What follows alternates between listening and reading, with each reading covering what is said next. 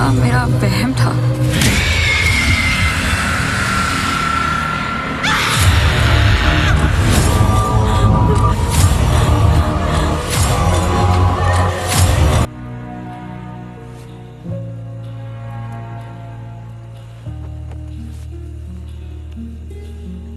जो कुछ हो रहा है मेरे साथ, you think this is logical?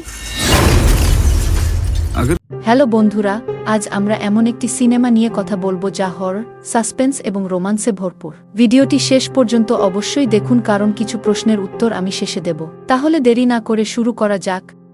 জরাজ অবস্থি একজন গোয়েন্দা, যিনি তার স্ত্রী এবং সন্তানদের সাথে থাকেন। অবস্থিকে একটি ডাবল মার্ডার কেসে পুলিশের সহায়তা করার জন্য একটি পুরস্কার দেওয়া হয়। একজন নিউজ রিপোর্টার জিজ্ঞাসা করেন, স্যার, এমন কোনো কেস হ্যান্ডেল করেছেন যা আপনাকেও কাঁপিয়ে দিয়েছে?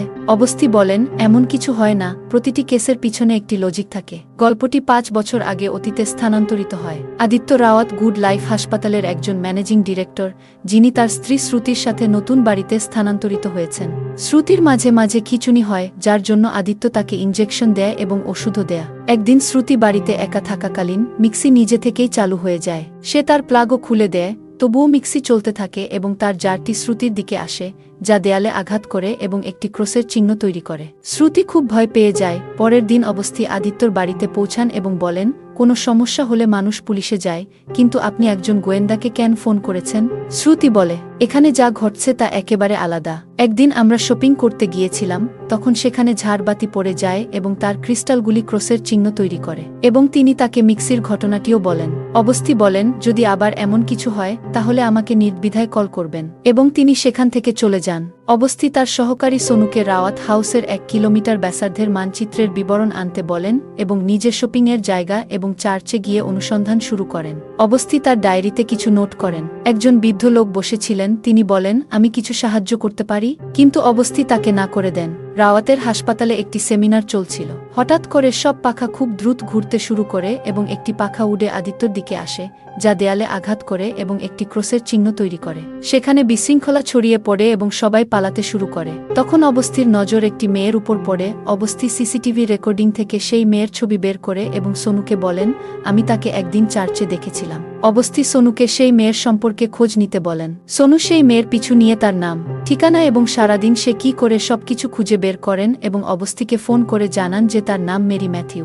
এরপর অবস্থি চার্চে ফাদারের কাছে মেরির সম্পর্কে জানতে চান। ফাদার তাকে জানান যে মেরি একটি সংস্থা ও আশা খির সাথে যুক্ত, যা প্রতিবন্ধী লোকদের সাহায্য করে এবং প্রতি বুধবার সে তাদের এখানে নিয়ে আসে। অবস্থি মেরির সাথে দেখা করে জিজ্ঞাসা করে, যেদিন পাখার ঘটনা ঘটেছিল আপনি সেমিনারে কেন গিয়েছিলেন?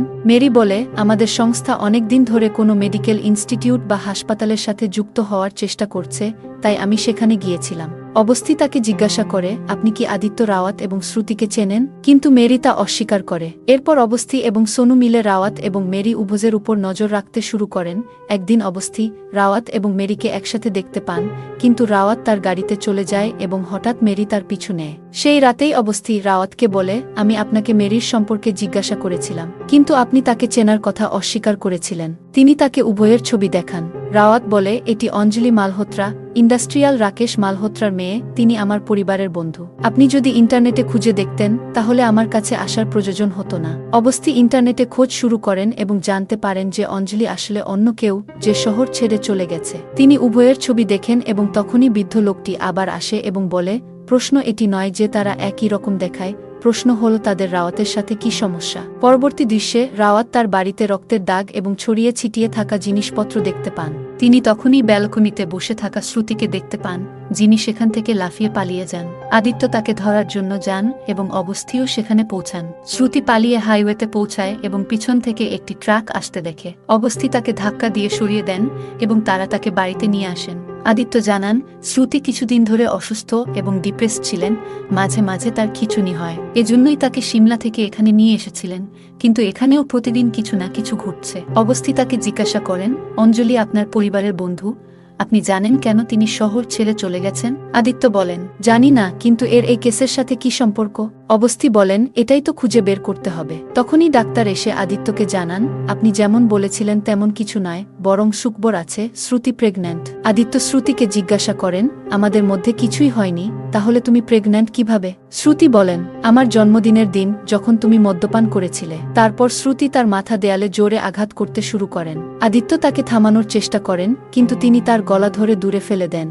আদিত্য জোরে চিৎকার করেন এবং শ্রুতি স্বাভাবিক হয়ে যান।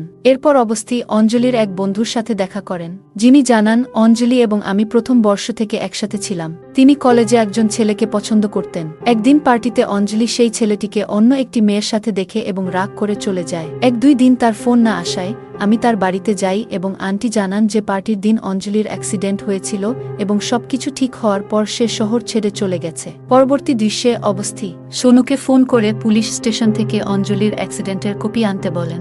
সোনু সেই কপি পড়ে জানান যে অঞ্জলির অ্যাক্সিডেন্ট যে ট্রাকের সাথে হয়েছিল তার ড্রাইভার রামাকান্ত অঞ্জলিকে নিজেই কাছের হাসপাতালে নিয়ে গিয়েছিল, যেখানে তার চিকিৎসা হয়েছিল। অবস্থি বলেন, সেই ট্রাক ড্রাইভারের বিরুদ্ধে কোনো ক্রিমিনাল কেস নেই। আমি নিশ্চিত রিপোর্ট পরিবর্তন করা হয়েছে এবং কিছু পৃষ্ঠা ছিঁড়ে ফেলা হয়েছে। অবস্থি সত্য খুঁজে বের করার জন্য অঞ্জলির বাবার সাথে দেখা করতে যান। তিনি জানান, অ্যাক্সিডেন্টের পর অঞ্জলি বেঁচে গিয়েছিল, কিন্তু তার মুখমণ্ডল খুব খারাপভাবে ক্ষতিগ্রস্ত হয়েছিল। প্লাস্টিক সার্জারি করার জন্য তাকে লস অ্যাঞ্জেলেস পাঠানো হয়েছিল। সে যখন ফিরে আসে তখন সম্পূর্ণ পরিবর্তিত হয়ে যায় এবং নিজের মতো অ্যাক্সিডেন্ট ভিকটিমদের সাহায্য করার জন্য একটি সংস্থার সাথে যুক্ত হয়ে যায়। অবস্থি সরাসরি শ্রুতির কাছে যান এবং তাকে জানান, মেরি এবং অঞ্জলি একই ব্যক্তি। যা কিছু ঘটছে তা শেষ করার জন্য আদিত্য এবং অঞ্জলিকে এক জায়গায় মিলতে হবে। তারা 3 জন চার্চে পৌঁছায়। আদিত্য সেখানে বসে থাকে এবং অবস্থি ও শ্রুতি লুকিয়ে তাকে নজর রাখে। তখনই অঞ্জলি আসে এবং তার শক্তি দিয়ে রাওয়াতকে বাতাসে উড়িয়ে দূরে ফেলে দেয়। এটি দেখে শ্রুতি ভয় পেয়ে যায় এবং জোরে চিৎকার করে। তখনই অঞ্জলি তাকে ছেড়ে চলে যায়। পরবর্তী দৃশ্যে অবস্থি সেই অ্যাক্সিডেন্টের জায়গায় পৌঁছায়। তখনই বৃদ্ধ লোকটি আবার আসে এবং বলে, এমন কি বিষয় আছে যা তোমাকে এখানে টেনে এনেছে? এই গল্পের প্রতিটি দিক তুমি শুনেছ, শুধু ট্রাক ড্রাইভার ছাড়া, যে এই দুর্ঘটনার একমাত্র প্রত্যক্ষদর্শী। অবস্থি ড্রাইভারের সাথে দেখা করেন। তিনি তাকে জানান, অ্যাক্সিডেন্টের পর আমি নিজেই সেই মেয়েটিকে হাসপাতালে নিয়ে গিয়েছিলাম। তার শরীরে মারাত্মক আঘাত ছিল। সকালে জানতে পারি মেয়েটি বেঁচে গেছে। তারপর আমি সেখান থেকে চলে আসি। সেই অ্যাক্সিডেন্টের পর থেকে কেউ আমাকে চাকরিতে রাখেনি। অবস্থি হাসপাতালে গিয়ে রাওয়াতকে জিজ্ঞাসা করেন, অঞ্জলির শরীরে মারাত্মক আঘাত ছিল, কিন্তু রিপোর্টে কিছুই ছিল না। অঞ্জলি তার জীবন রক্ষাকারীকে ধন্যবাদ জানানোর পরিবর্তে তার উপর আক্রমণ কেন করছে? এটাই সেই প্রশ্ন যার উত্তর তুমি দিতে চাও না, কিন্তু মনে রেখো, আমি সত্য জানবই। রাওয়াত চলে যাওয়ার পর অবস্থি হাসপাতালে যান এবং সেখানে কিছু অদ্ভুত অনুভব করেন। তিনি রুম নম্বর 11 এগিয়ে একটি ক্রসের চিহ্ন দেখেন। পরের দিন তিনি একটি বৃদ্ধ দম্পতির সাথে দেখা করেন। পরের দিন রাকেশ, আদিত্য এবং শ্রুতির সাথে হাসপাতালে পৌঁছান, যেখানে অবস্থি আগে থেকেই উপস্থিত ছিলেন।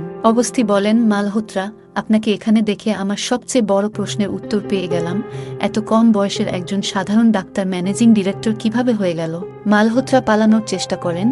তখনই অঞ্জলি আসে এবং তার শক্তি দিয়ে সবাইকে এদিক ওদিক ছুঁড়ে ফেলে এবং শ্রুতিকে টেনে একটি ঘরে নিয়ে যায়। অবস্থি জোরে চিৎকার করেন। তখনই সেই বৃদ্ধ দম্পতি আসে, যাদের সাথে তিনি কিছুদিন আগে দেখা করেছিলেন। বৃদ্ধা বলেন, থামো ছেলে, তাকে যেতে দাও। অঞ্জলি তাকে ছেড়ে দেয় এবং জোরে জোরে কাঁদতে থাকে। অবস্থি বলেন, এটি অঞ্জলি নয় এবং মেরিও নয়, এটি এমি আর ম্যাথিউ, তাদের মেয়ে। তিনি শ্রুতিকে সত্যি বলার জন্য বলেন। শ্রুতি সবাইকে জানান, অঞ্জলির অ্যাক্সিডেন্টের পর তার হার্ট ড্যামেজ হয়ে গিয়েছিল। তার অবস্থা বাঁচার মতো ছিল না। তখন রাকেশ মালহোত্রা অঞ্জলিকে যে কোনোভাবে বাঁচানোর জন্য অনেক টাকা এবং হাসপাতাল তাদের নামে করার প্রস্তাব দেন। হাসপাতালে এমি আর ম্যাথিউ অনেকদিন ধরে কোমায় ছিলেন এবং তার রক্ত অঞ্জলির রক্তের গ্রুপের সাথে পুরোপুরি মিলে গিয়েছিল। টাকা এবং হাসপাতালের লোভে তারা এমির হৃদয় মেরির হৃদয়ের সাথে বদলে দেয়, যার ফলে এমির মৃত্যু হয়। অবস্থি বলেন, এমিকে হত্যার অপরাধবোধ যখন শ্রুতিকে নরক যন্ত্রণা দিতে শুরু করে, তখন সে বিষণ্ণ হয়ে পড়ে এবং তোমরা সবাই সম্পর্ক ঠিক রাখতে এখানে চলে আসো। তোমরা এমি আর ম্যাথিউয়ের জীবন কেড়ে নিয়েছ, কিন্তু সে তার জীবন সত্য প্রকাশ করতে উৎসর্গ করেছে। যাই করো না কেন, সত্য একদিন প্রকাশিত হবেই। পুলিশ তাদের 3 জনকে এমি ম্যাথিউয়ের হত্যার অভিযোগে গ্রেপ্তার করে। কাহিনী 6 মাস পরে স্থানান্তরিত হয়, যেখানে শ্রুতি জেলে একটি ছেলের জন্ম দেয়, যাকে অবস্থি তার সাথে বাড়িতে নিয়ে আসে এবং সিনেমাটি এখানেই শেষ হয়। তাহলে বন্ধুরা, সিনেমার শুরুতে অবস্থির সাথে যে ছেলেটিকে দেখেছিলেন সে ছিল শ্রুতির ছেলে, যাকে সে জেলে জন্ম দিয়েছিল, এবং যে বৃদ্ধ লোকটিকে বারবার দেখানো হয়েছিল তিনি ছিলেন অবস্থির বাবা, যিনি নিজেই একজন গোয়েন্দা ছিলেন। অবস্থি তাকে বারবার কল্পনা করতেন। যদি আপনাদের এই ভিডিওটি ভালো লেগে থাকে তাহলে ভিডিওটি লাইক করুন, কমেন্ট করুন এবং হ্যাঁ, চ্যানেলটি সাবস্ক্রাইব করতে ভুলবেন না।